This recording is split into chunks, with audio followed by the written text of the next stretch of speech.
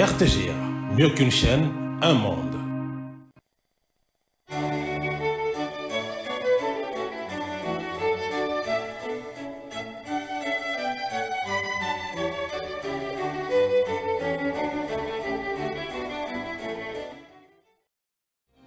Ce journal vous est offert par Tango Protection.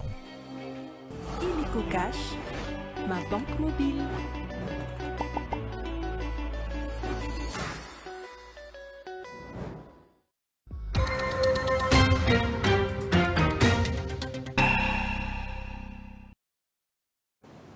Mesdames et messieurs, bienvenue dans cette édition d'information sur la RTGA. A tout de suite à les titres. Rentrée parlementaire ce 15 mars 2025 dans les deux chambres du Parlement après une minute de silence en mémoire des Congolais tombés lors des occupations du Nord et Sud Kivu. Les présidents des deux chambres ont salué la détermination du chef de l'État à mettre fin au conflit armé en République démocratique du Congo dans leurs différents discours.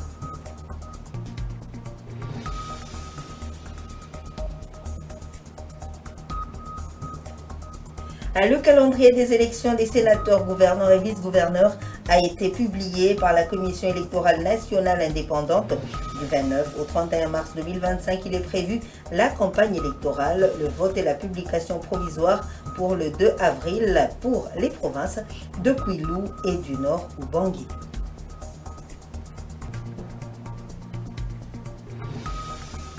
Et le 15 mars de chaque année est célébrée la journée internationale contre l'islamophobie, événement instauré par l'Assemblée générale des Nations unies en 2022. Cette célébration vise à combattre les discriminations envers les musulmans et de promouvoir une culture de tolérance et de paix.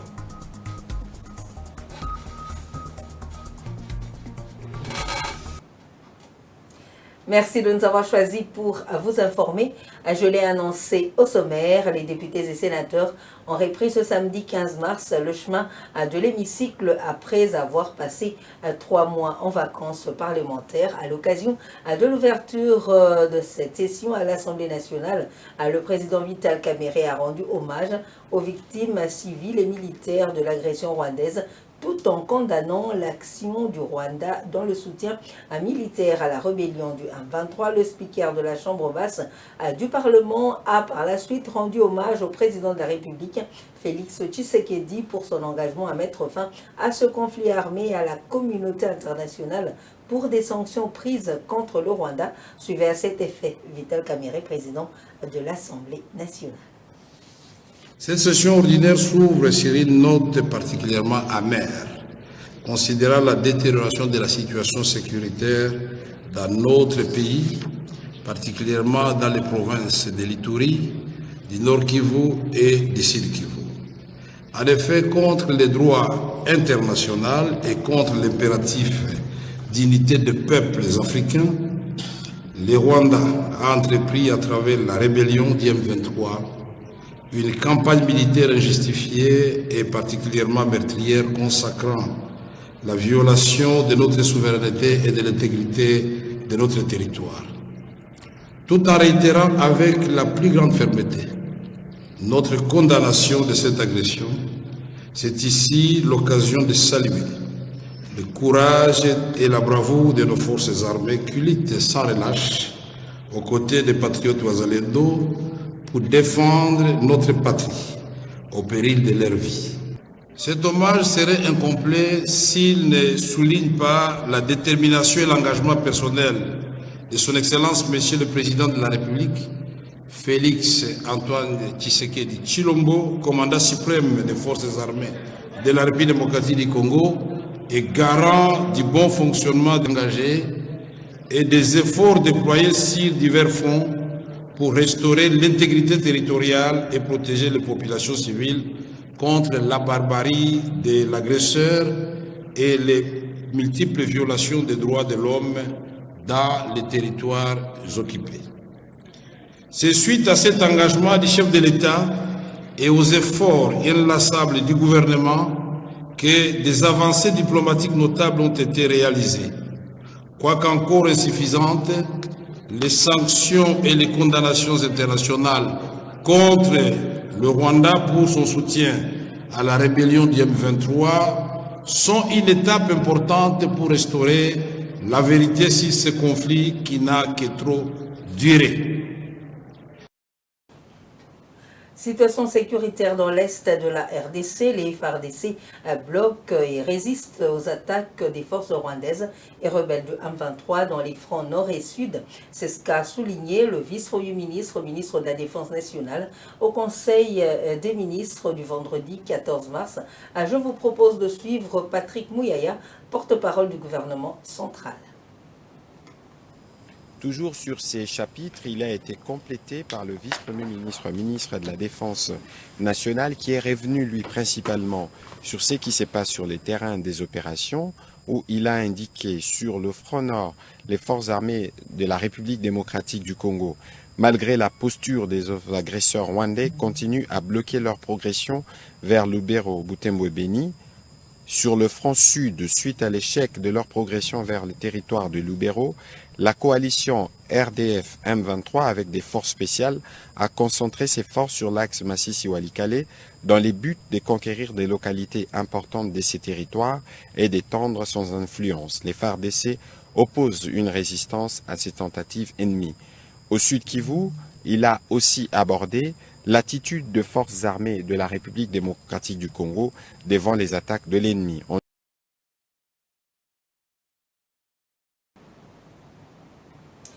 On parlait exactement du vice-premier ministre, ministre de la Défense nationale, dont le compte-rendu a été fait par le porte-parole du gouvernement.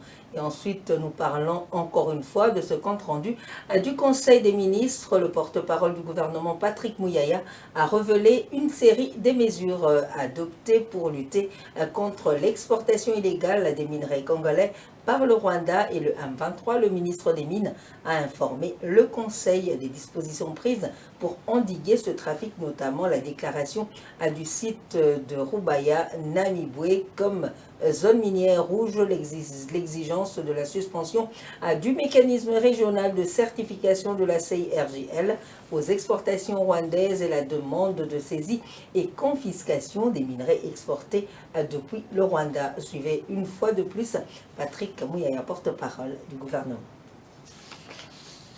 Toujours sur ces chapitres de points d'information, le ministre de Mines a informé les conseils de mesures prises pour contrer l'exportation illégale des minerais du Nord Kivu et du Sud Kivu par le Rwanda et ses supplétifs du M23.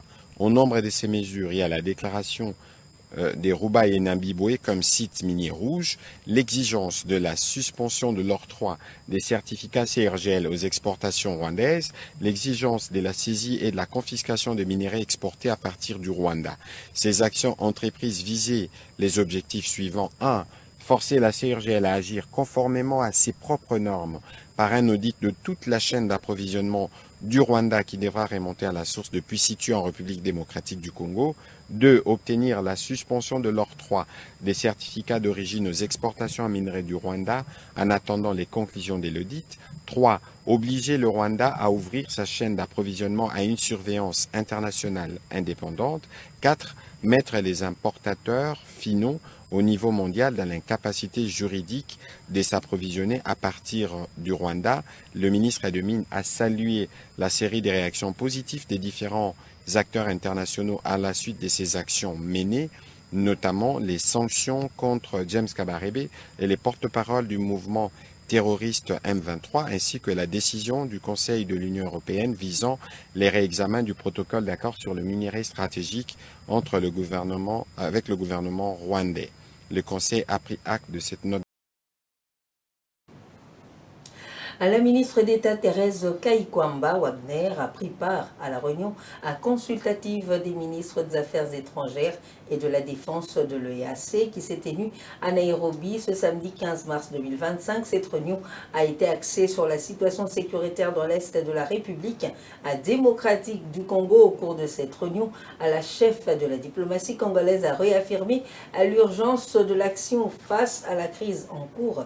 La ministre des Affaires étrangères a souligné la nécessité d'une réponse régionale coordonnée et efficace pour mettre fin à la menace du M23 et restaurer la paix et la sécurité dans la région tout en appelant à la cessation immédiate de tout soutien logistique, militaire ou politique aux groupes terroristes, insistant sur le fait que chaque jour sans action renforce l'ennemi et aggrave les souffrances humaines.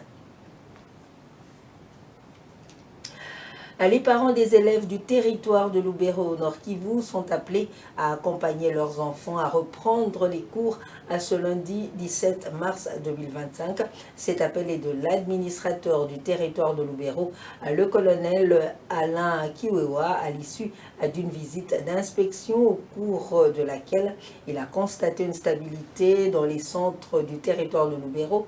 Cette sensibilisation de l'autorité territoriale intervient 3 semaines après la fermeture des écoles suite à l'insécurité causée par des affrontements entre les forces armées congolaises et les rebelles du M23 au Nord Kivu. L'administrateur de Lubero exhorte ainsi les enseignants à reprendre leurs activités continuelles de l'encadrement des élèves.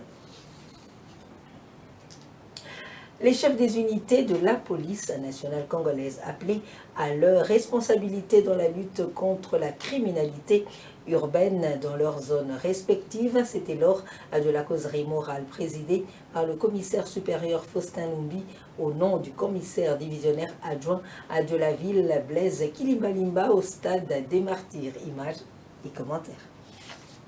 Dans une causerie morale organisée au Stade des Martyrs, le commissaire supérieur Faustin Numbi, qui l'a présidé au nom du commissaire divisionnaire adjoint Blaise Kilimbalimba, a appelé les chefs des unités de la police à restaurer l'autorité dans leurs zones respectives pour lutter efficacement contre la criminalité urbaine. Il estime, en félicitant ses collaborateurs, que le calme observé à la fin de l'année 2024 était dû à l'implication de chaque commandant des troupes. Recrudescence ya Kulu na ozobota masikao à cause ya molesse na biso, à cause ya molesse ya yo commandant en district, ya yo commandant commissariat de police, ya yo commandant sous-commissariat. On ne cessera jamais de le dire. Bandi na bisika bino bofandi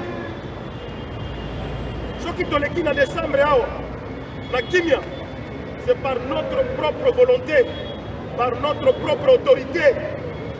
Tosengi na yo, zongisa autorité na yo, la zone na yo la responsabilité. Je parle au nom du commandant ville et qui a outil Kokoïsa. Il devait être avec nous ici, compte tenu à ma réunion Kirikiri. Soulignant l'importance qu'accorde cette réunion par le commissaire divisionnaire adjoint, le commissaire supérieur Faustin Numbi a promis des sanctions individuelles à ceux qui s'illustreront à l'insubordination. La recrudescence de la criminalité, la montée des bandits urbains est une cause de la négligence des chefs des unités, a martelé le commissaire supérieur Faustin Numbi, qui a invité les chefs des unités de la police à leur responsabilité pour la restauration de la sécurité dans leurs secteurs respectifs. Et dans une déclaration faite ce samedi 15 mars à Bunia, la représentation des étudiants section Ituri a condamné la tuerie de 3 de leurs collègues par un militaire FARDC. Le vendredi, un militaire des forces armées de la République démocratique du Congo en état d'ivresse a ouvert le feu sur 4 personnes, tuant 3 étudiants de l'ISTEM Bunia et un ouvrier avant d'être maîtrisé. Indigné par cet acte ignoble, la représentation des étudiants section Ituri exige que cet élément des FARDC soit déféré devant les juges compétents, tout en tenant compte du moratoire lévant à la peine de mort afin de servir d'exemple aux autres brebis galeuses. Les violences policières, en particulier lors des manifestations, constituent une entrave inacceptable à l'exercice de liberté publique. Ce 15 mars, les nations se mobilisent pour inviter les décideurs à sanctionner les agents reconnus coupables à des violences volontaires aggravées. Suivez. La Journée internationale de lutte contre les violences policières souligne l'importance cruciale de la protection des droits fondamentaux. Les violences policières, en particulier lors des manifestations, constituent une entrave inacceptable à l'exercice des libertés publiques. Chaque jour, les citoyens qui exercent leur droit de s'exprimer et de se rassembler doivent être protégés. Il est impératif que ces droits soient respectés par les agents commis à l'ordre public qui ont le devoir de le sécuriser. Les pistolets à impulsion électrique se prêtent à une utilisation abusive. Considérés comme inoffensifs, ils semblent favoriser le recours à la force au détriment de la négociation. Contrairement aux recommandations du CAT, Comité européen pour la prévention de la torture CPT, et du défenseur des droits à l'international, il se constate que les forces de l'ordre s'emploient au ménotage des personnes, parfois même lorsque celles-ci sont déjà ménotées et maîtrisées. Cette arme figure sur la liste européenne des matériels pouvant entraîner des traitements cruels, inhumains ou dégradants en cas de mésusage dans les pays comme la France et sous d'autres essieux. Les policiers et gendarmes sont tenus de porter un numéro à 7 chiffres, le numéro référentiel des identités et de l'organisation. Cependant, de nombreux agents ne respectent pas cette obligation, notamment lors des opérations de maintien de l'ordre où le port de matricule d'identification est souvent impossible. Des enquêtes effectives capables d'identifier et de sanctionner les responsables de mauvais traitements sont indispensables à travers le monde pour donner un sens pratique à la prohibition de la torture et des peines ou traitements inhumains ou dégradants. Pourtant, ces obligations sont souvent mises à mal dans le camp de violences policières illégitimes. Les condamnations prononcées excèdent rarement l'emprisonnement avec sursis, même lorsque les agents sont reconnus coupables d'homicide involontaire ou des violences volontaires aggravées. Le fait d'être policier en tant que charge devrait entraîner des responsabilités pénales plus lourdes. Le 15 mars est aussi une date où l'on sensibilise à la montée des discriminations envers les musulmans pour promouvoir une culture de tolérance et de paix. Une journée internationale contre l'islamophobie instituée par l'Assemblée générale des Nations unies en 2022. Images et commentaires.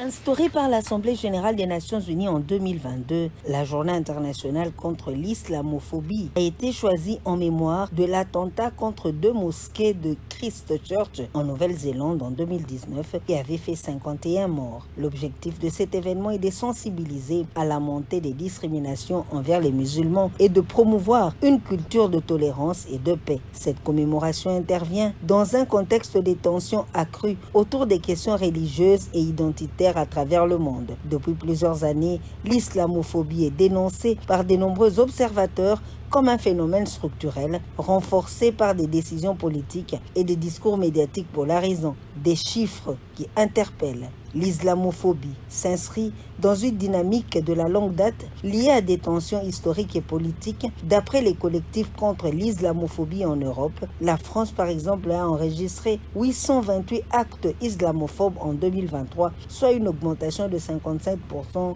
par rapport à 2022. Ces incidents incluent des discriminations de 779 cas, du harcèlement moral 237 cas et des agressions physiques 23 cas. En parallèle, les réseaux sociaux, notamment des ex-Twitter, sont devenus un espace de témoignage et de dénonciation.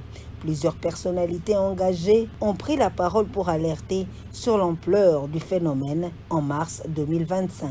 L'islamophobie ne date pas d'hier. Certains sociologues, auteurs de la nouvelle islamophobie, indiquent que celle-ci repose sur un contentieux historique hérité de la colonisation et de la perception de l'islam comme une menace intérieure et extérieure. Depuis les attentats de 2015 en France, ce climat s'est accentué, nourri par des événements comme l'adoption de la loi contre le séparatisme en 2021 ou encore l'interdiction des abayas dans les écoles en 2023 sous l'impulsion de Gabriel Attal, alors ministre de l'Éducation. La Commission électorale nationale indépendante, CENI en sigle, a rendu public le calendrier des élections des sénateurs, gouverneurs et vice-gouverneurs dans les provinces de Kwilu et du Nord Ubangi. La campagne électorale pour ce scrutin est prévue du 29 au 31 mars prochain, alors que le vote et la publication provisoire des résultats sont prévus le 2 avril 2025. En effet, pour la centrale électorale, l'exécution du présent calendrier est conditionnée par la mise à disposition à temps des moyens financiers. Renforcer la solidarité intergénérationnelle pour un bien-être durable, c'est le thème choisi en cette édition 2025 pour la célébration de la Journée mondiale du travail social. Le but de cette journée est de mettre en évidence l'utilité du travail des professionnels de l'action sociale. C'est un commentaire de Megui Kabemou. La Journée mondiale du travail social créée en 1983 est une journée relativement ancienne.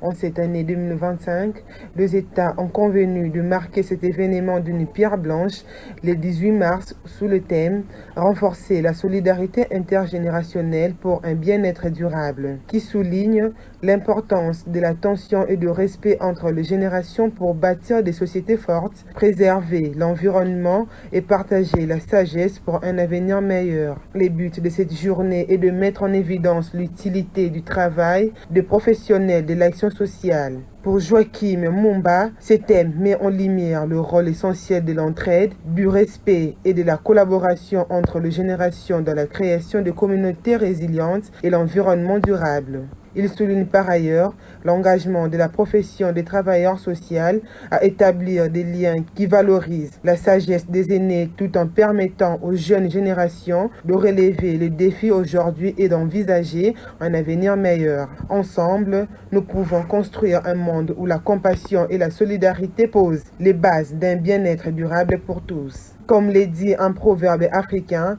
si vous allumez une lampe pour quelqu'un, elle éclairera également votre propre chemin. Les efforts collectifs pour élever les uns les autres, pour mettre en marche des stratégies visant le mieux vivre ensemble. La générale des carrières et des mines, Gécamines, meurt à petit feu et la question de sa relève devient une urgence absolue. Cette alerte est lancée par Maître Donald Kabasele, l'expert en droit minier et des carrières, tire la sonnette d'alarme concernant la chute drastique de la production de la Gécamine. Lors de son passage sur la radio-télévision du groupe L'Avenir dans l'émission Débrief, Donald Kabasele a rappelé qu'en 2021, la production minière à la Gécamine était de 12% et qu'actuellement en 2025 elle n'atteint plus que 3%. Selon lui, cette grande société ne vit désormais que de ses participations qui représentent 96% de ses recettes. Donald Kabasele était sur le plateau de Christian Moses Massonga. La Gécamine était une structure de l'État. Il y avait pas la Gécamine qui sera en train de dépérir. Elle est en train de disparaître. Elle est en train de disparaître. La Gécamine, j'insiste, la Gécamine est en train de disparaître. Maintenant, le problème, c'est quoi?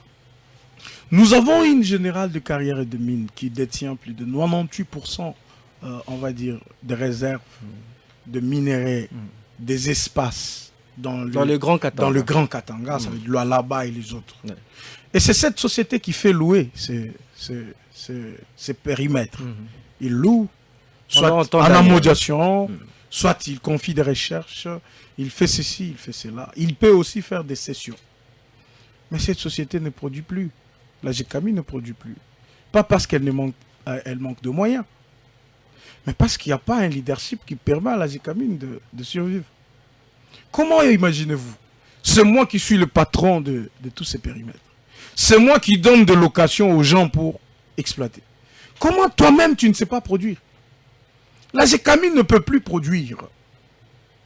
Même dans l'extraction des tonnes sèches de minerais, elle ne peut plus faire un grand travail de géologie parce que le matériel sont obsolètes, tu vois. Ouais. Le personnel, il est vétuste.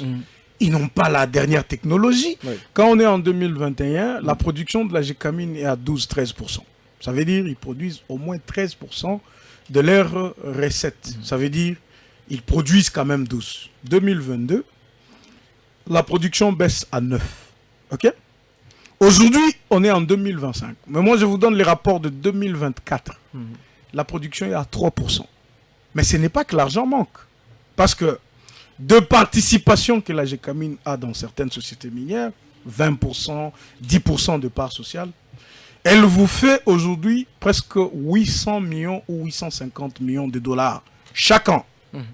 Mais avec 850 millions de dollars, avec 900 millions de dollars, on peut avoir 2 usines avec une capacité peut-être de 50 000 tonnes de cuivre par année. Vous voyez? On peut, avec le minerai que la GECAMIN gère, si on met ces usines-là, même avec 500 millions, on peut faire une usine métallurgique qui peut produire 50 000 tonnes de cuivre par an. Mais si on ne le fait pas, on prend le 800 millions, on paye les dettes. Sur ce dossier, j'ai besoin que les services de sécurité du pays, les services de finances investissent. La transition vers des modes de vie plus durables est le thème choisi pour la célébration ce 15 mars de la Journée internationale des consommateurs, une occasion d'encourager le choix de consommation responsable en matière d'énergie, d'alimentation, de transport et de gestion des déchets. Suivez.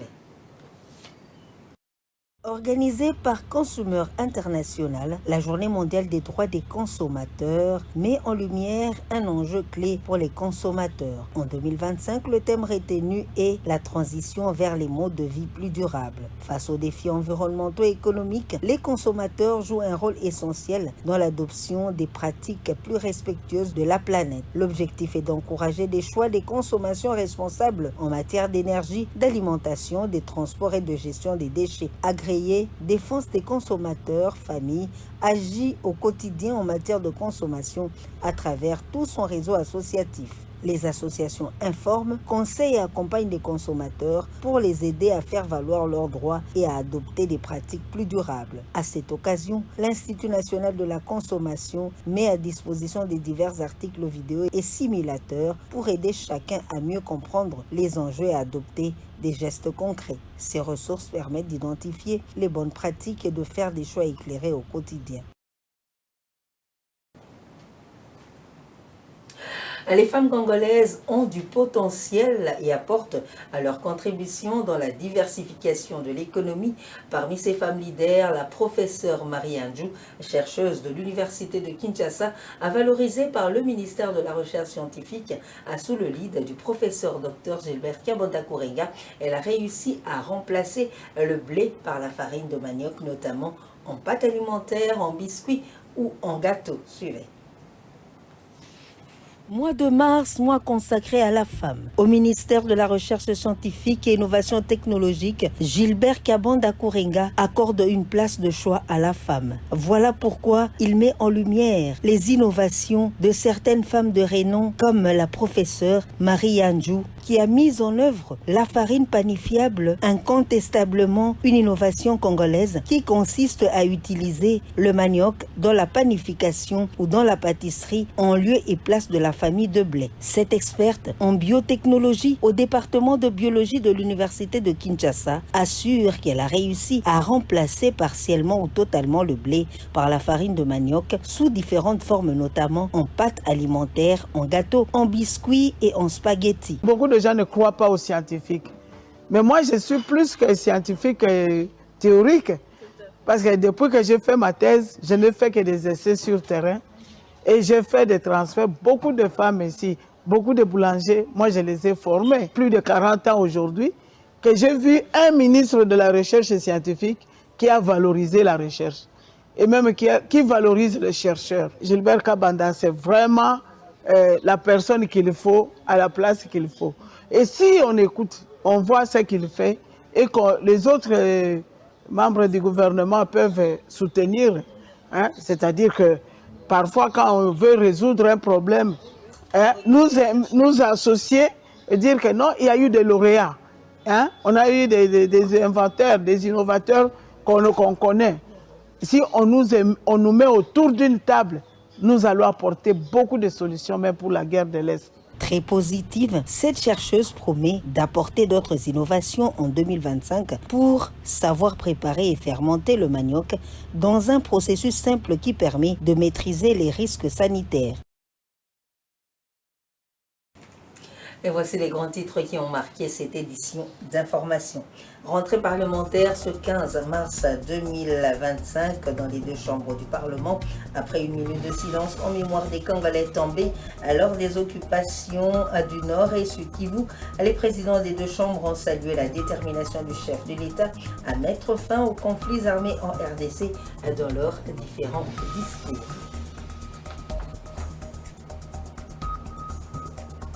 Vous l'avez suivi, le calendrier des élections des sénateurs, gouverneurs et vice-gouverneurs a été publié par la Commission électorale nationale indépendante du 29 au 31 mars 2025. Il est prévu la campagne électorale, le vote et la publication provisoire pour le 2 avril et cela concerne les provinces de Kwilu et du Nord Bangui. Le 15 mars de chaque année est célébrée la Journée internationale contre l'islamophobie, événement instauré par l'Assemblée générale des Nations unies en 2022. Cette célébration vise à combattre les discriminations envers les musulmans et de promouvoir une culture de tolérance et de paix.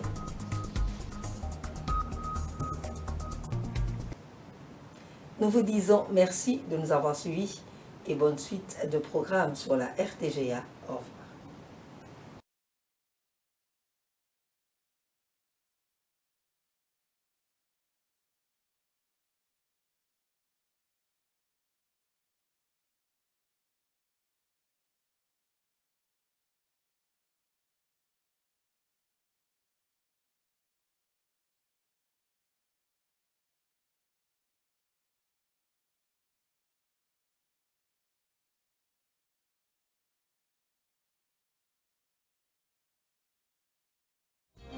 Ce journal vous a été offert par Tango Protection. Illico Cash, ma banque mobile.